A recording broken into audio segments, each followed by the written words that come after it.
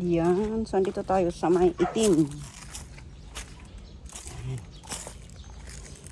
Dahil brown out. Ayun. Ayun, oh. Ang sarap ng tulog, ah.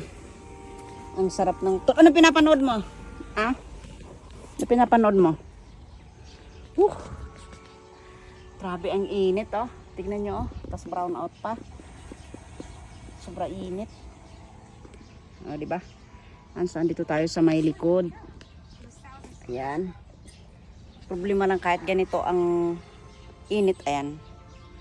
Muusa ka, nagkakape pa tayo.